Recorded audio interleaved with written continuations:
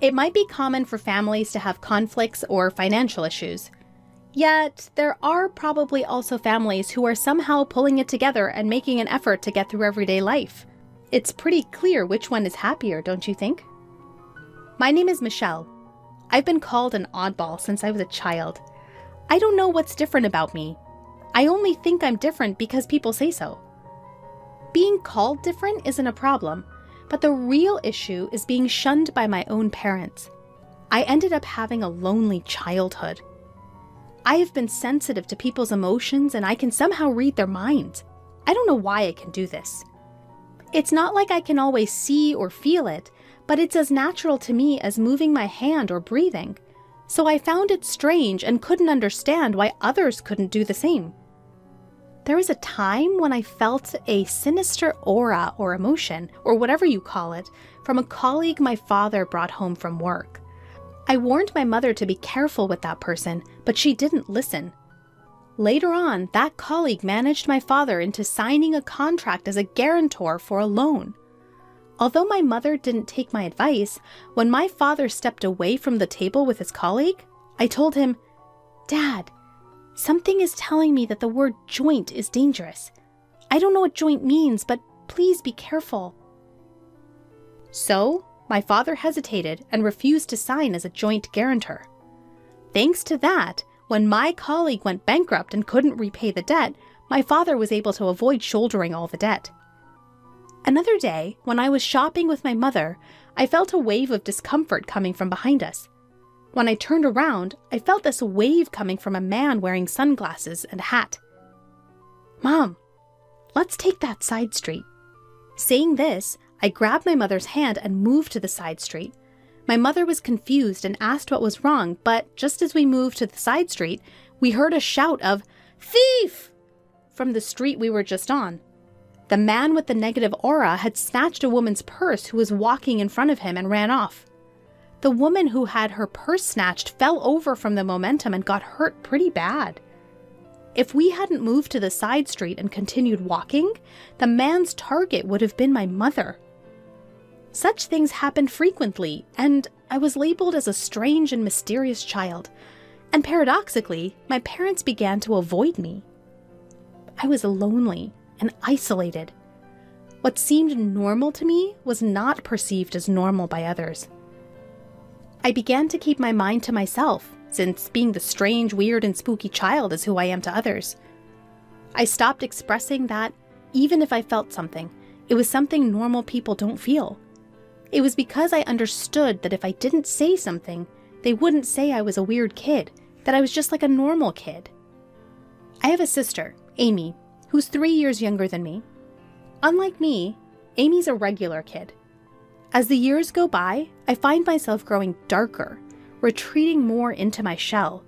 But Amy just gets cuter and more charming. It's clear who anyone would prefer. Our parents clearly started to favor Amy over me. Amy is such a lovely girl, but Michelle seems to be a bit on the darker side. Indeed, Michelle has become less odd lately, but she's still a bit different, isn't she? What they call odd was me refraining from talking about things only I could sense. It was my way of dealing with the world. I was fed up with how this power of mine was torturing me, and I was trying hard to suppress it. I wondered if my attempts to hide myself and appear normal were ironically making me seem abnormal, or if once labeled as the odd kid, the image just couldn't be erased. I grew up without receiving much love from my parents. On the other hand, Amy received all the love, including my share. Amy, who was pampered and raised, sensed my parents being cold and distant towards me. She started to look down on me. "I don't like being around you. It feels like your gloominess rubs off on me. I'm so cute, but your loner image brings me down." She started to insult me whenever she got the chance. Our parents just lightly scolded Amy, but they never seriously tried to correct her. When I was in 8th grade and Amy was in 5th grade, she was scouted by a talent agency on the street. I knew it! It's because I'm cute. They said I could even appear on TV. Amy, pleased with herself, started dreaming big, and our parents didn't seem entirely against it. You should calm down and think carefully. I sensed something shady about this. I spoke up, expressing the intuition that I had long suppressed because I didn't want Amy to get into trouble. Amy, who didn't know about my unique ability, said, "What's your problem? Are you just jealous because you're not cute and nobody approached you? Don't say weird things and stop interfering with me." She seemed furious. Even my parents, who knew about me, either forgot about it or were too excited about Amy standing on the glamorous stage, sided with Amy and criticized me. After that, I resolved to remain silent again. I told myself that there was nothing good in saying unnecessary things. One day, a student teacher came to my junior high school. He was a male college student who graduated from the school and aspired to be a physical education teacher. As he shared his dreams about education and gave a strong greeting, the teacher and students, especially the female students, were charmed. When he responded cheerfully to the girls' excited cheers, I sensed a dark aura from him. I had always vowed to hide myself and not reveal my unique abilities. But seeing my classmates potentially in danger, I decided to break my self-imposed rule. I chose a teacher who seemed understanding and talked to them. "I know this is sudden, but please believe me and help me." The teacher was puzzled by my sudden request, but she agreed to stake out a certain location after school just as I asked. I didn't tell the teacher the details. I had no reason to think they would believe me, but the fact that they agreed to help without any explanation might mean they're not an ordinary person either. And the next day, the school was in an uproar. A male student teacher was arrested for violating a public nuisance prevention ordinance. The location where the teacher staked out was near the girls' restroom, and within 15 minutes of starting the stakeout, the student teacher appeared, entered the girls' restroom, and installed a video camera. The teacher caught him in the act. Thanks to that, female students were saved from being secretly filmed, and their dignity was protected.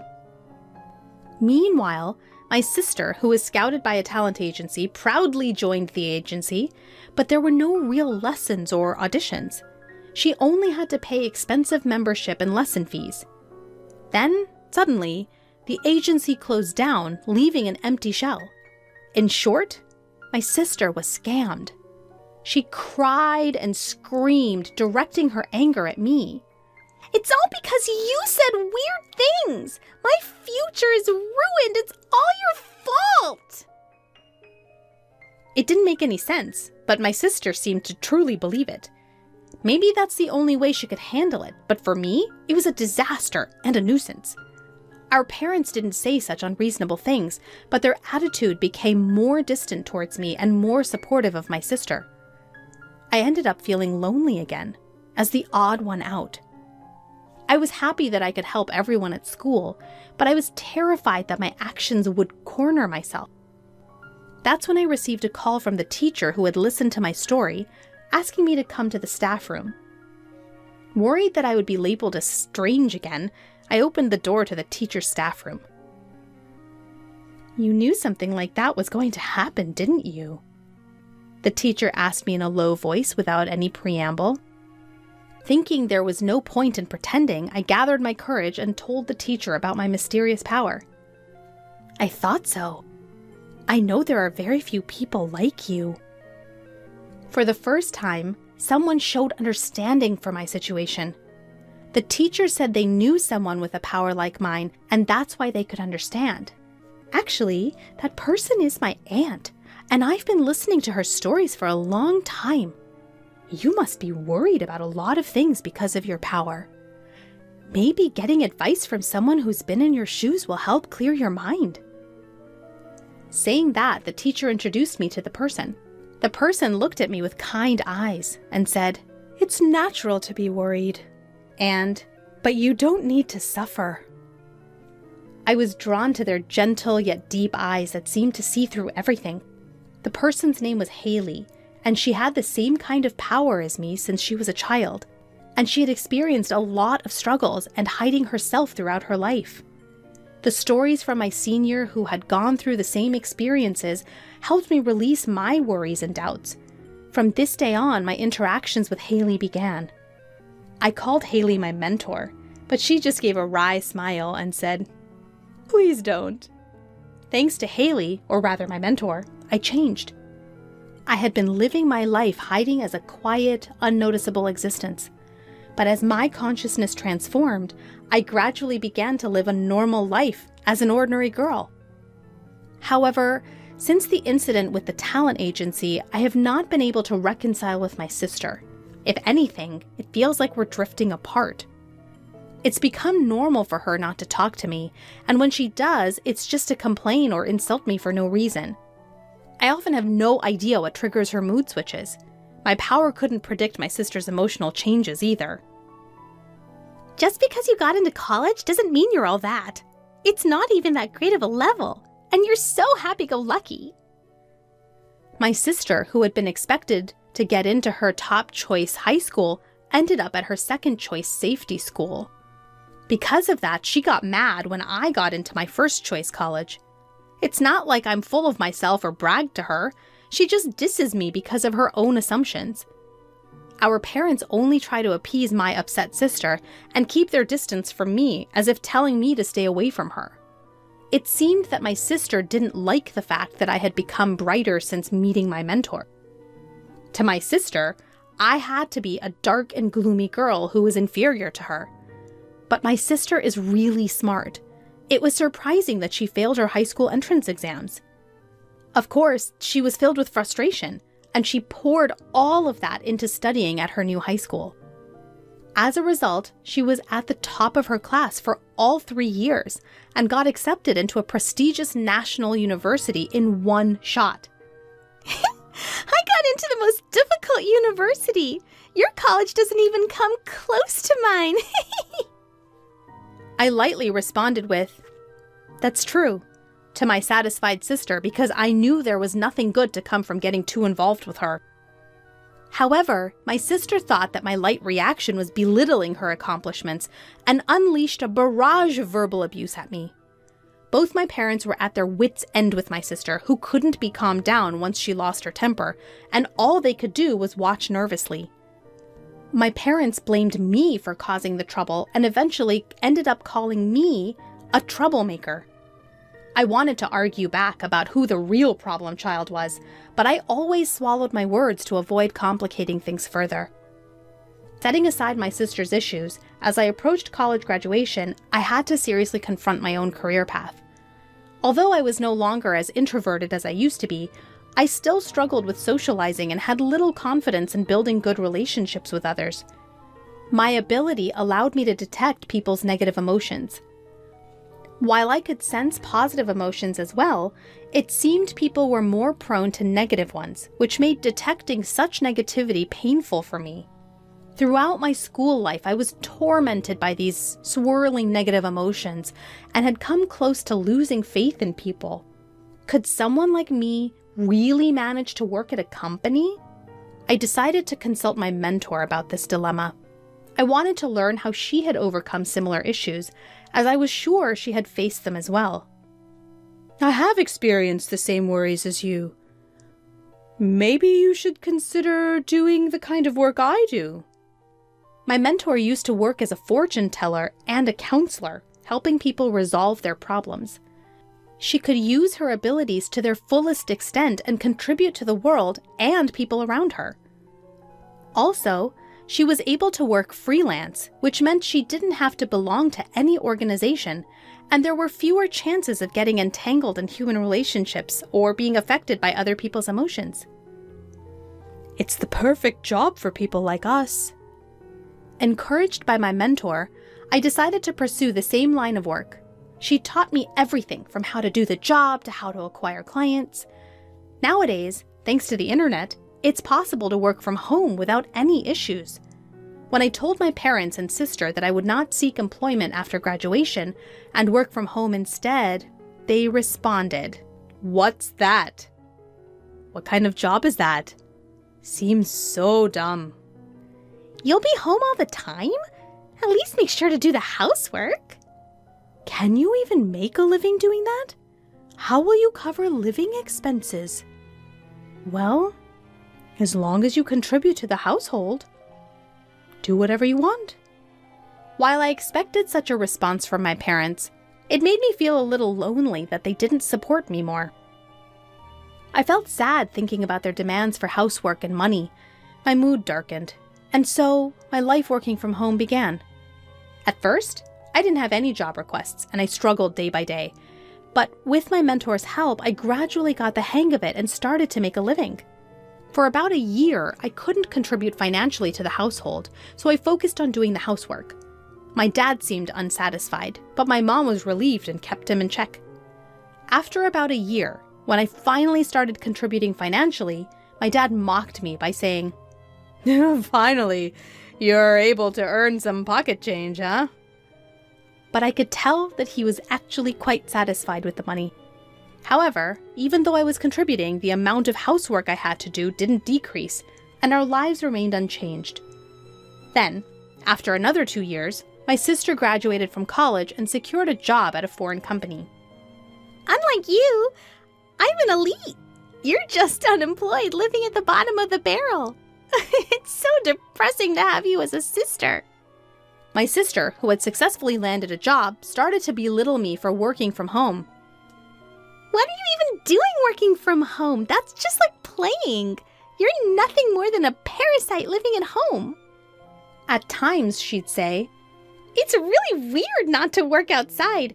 I'm working my butt off, earning everyone's respect, and now I've been promoted to team leader. My pay is going to increase, and I'm probably earning about 10 times more than you. There's no way a homebody like you can earn that much." My sister, who was promoted to team leader after only a year and a half in the company, kept one-upping me and looking down on me. She boasts about her good salary, but hardly contributes any money to the household, and she doesn't help with the chores at all. Laundry, cleaning, preparing meals, everything is dumped onto Mom and me. When I say Mom and me, Mom mostly leaves it to me, so I'm basically carrying everything. Whenever I say to her, "Amy, you should take care of yourself a little. You shouldn't just spend all your money on fun. You should contribute to the household too," she just dismisses me saying, "You, the unemployed, can handle the chores. I'm saving my money for my future." Our parents also just let her do as she pleases for some inexplicable reason of, "It's Amy, can't be helped." I was used to my current lifestyle, and it was a comfortable environment for me to work, so I wanted to keep it that way. But I was starting to consider how to take care of myself. And then came the bombshell announcement from my sister. "I'm getting married!"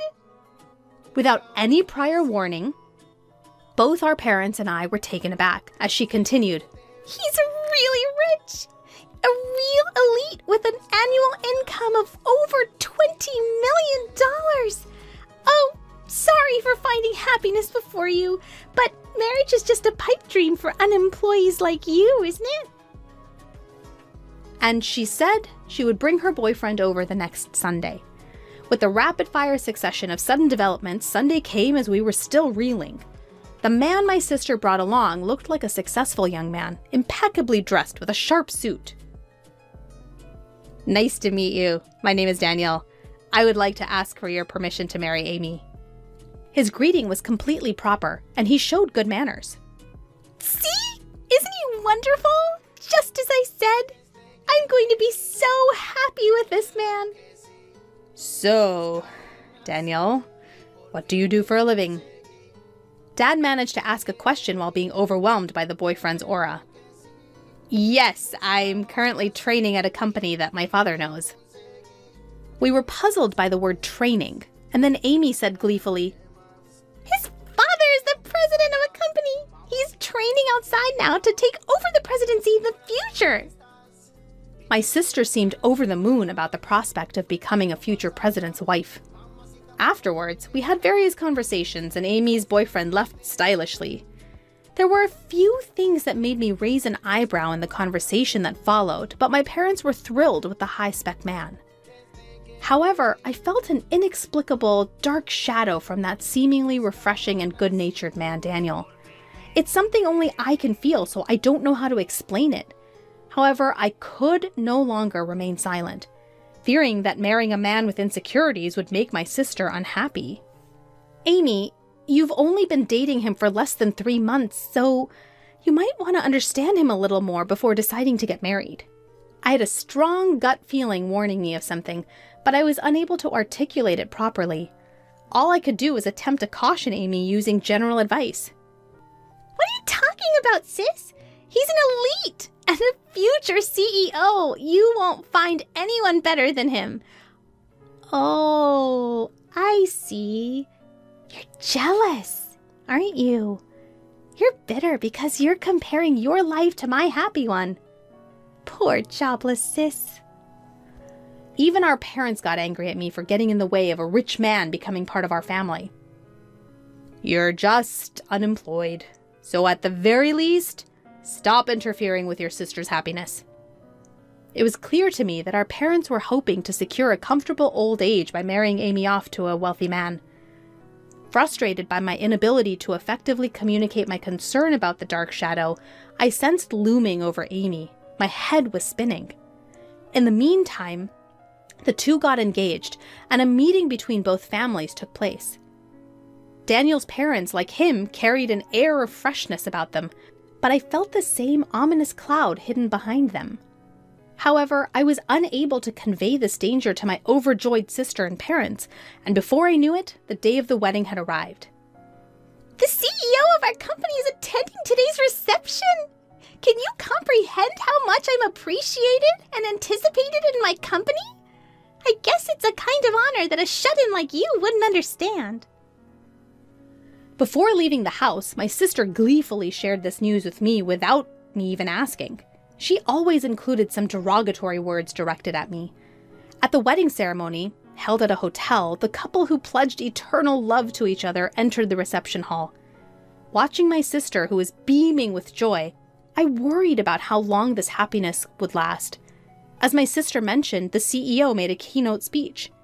Naturally, it was full of praise for my sister, which delighted her. Once the speeches were over, food and drinks were served to each table. There were all sorts of delicious-looking dishes, but I started to feel a sense of discomfort gradually. That's because no dishes were being served in front of me. At first, I thought it was just late, but other tables were already being served drinks, appetizers, and so on, one after another. Clearly, something was off. Nothing was being delivered to me. People at the same table began to notice this oddity and started whispering among themselves. At that moment, my sister came over to me and whispered into my ear with laughter in her voice. We didn't prepare free meals for the unemployed. After all, it's such a waste to serve such food to a jobless person. You should just eat potato chips at home. Just leave your gift money and go home. This outrageous remark was spoken loudly in my ear, and my ears rang. Daniel, sitting at the groom's table, was grinning and nodding greatly. Even our parents, who at first seemed surprised, said, "Well, it's true. Michelle is jobless after all." I was first taken aback. Then a wave of anger surged up within me. I never thought you'd stoop this low, sis. Mom and Dad, this is unacceptable. How could you accept such rudeness? My parents just scowled at me, never bothering to reprimand my sister. Fine, I get it. I'm leaving, but don't come crying to me later. What's with the parting shot? The howling of a sore loser, I guess. Amidst the chaos of this unbelievable turn of events, a man suddenly stood up. Sorry to interrupt, I'm the groom's brother, Kyle. My brother and parents are trash, but it seems the bride is even worse. I can't take it anymore. The man who introduced himself as Kyle continued to speak. Dad, your company went bankrupt 6 months ago, didn't it? Pretending to still be a CEO is just a scheme to mooch off the bride and her family. Daniel will never become a CEO, yet he still plans to leech off his wife while pretending otherwise. After all, he's unemployed now. The man's words stirred up a commotion among the guests, but the person who was most heated up was my sister. What do you mean? You lied to me? What do you mean unemployed? A storm of questions with a red-faced expression. Her face gradually turned from red to blue, her eyes welling up with tears. Our parents, their assumptions proven wrong, began to yell and curse. The anguished cries of my family echoed throughout the venue. The groom and his parents remained silent, looking sulky. In reality, before the ceremony, I had received a confession and apology from Kyle and asked him to speak his mind without reservation if something happened during the reception. Then, as my sister was berating Daniel with a wrathful face, another man couldn't take it anymore and stood up.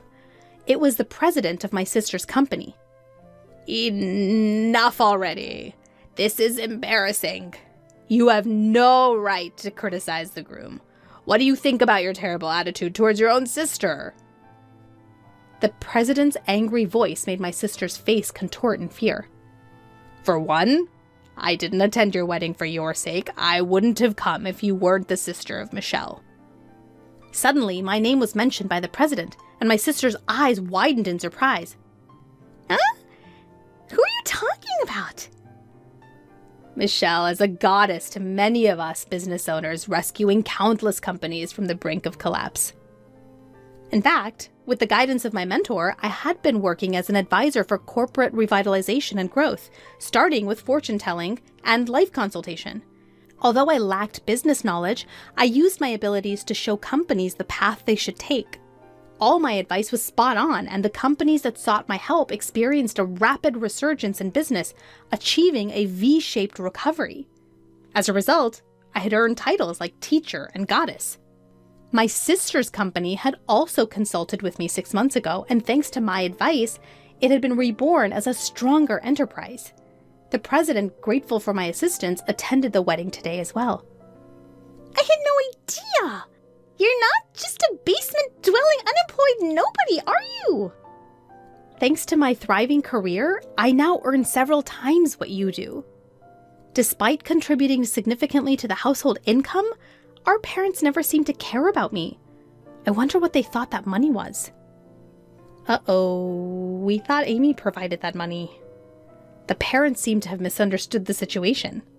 There's no way Amy would have been contributing money to the house. The wedding reception turned into a chaotic scene and was called off. Naturally, all the guests were fully refunded their wedding gifts. I was planning on using those wedding gifts to pay for the venue. What am I supposed to do now? Besides, I've also been relying on Daniel's income and have already signed a contract for an apartment under my name. I can't afford it on my own, especially now that he's unemployed. Daniel, in response to his sobbing bride, retorted, "You're the one who signed the contract. I don't know anything about that." I want to divorce you, fraudster! The wedding was a complete disaster.